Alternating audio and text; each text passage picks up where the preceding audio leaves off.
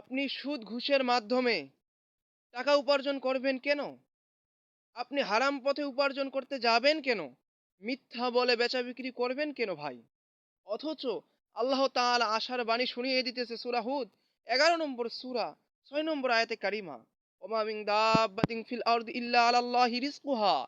পৃথিবীতে যত বিচরণশীল যা কিছু রয়েছে সবকিছুরই রিজিক আল্লাহ সুবহানাহু ওয়া তাআলা নির্ধারণ করে রেখেছেন। সবারই রিজিক নির্দিষ্ট পরিমাণে আছে। তো কেন হারাম থেকে রিজিক নেওয়ার চেষ্টা করব? আপনার আমার রিজিক নির্ধারণ আছেই।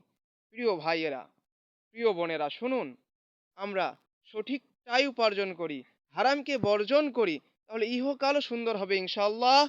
পরকালেও আল্লাহ সুবহানাহু ওয়া তাআলা আমাদের সফলতা দান করবেন ইনশাআল্লাহ। আল্লাহ তাআলা আমাদের বুঝার তৌফিক দান করুক। আমিন। আসসালামু আলাইকুম ওয়া রাহমাতুল্লাহ।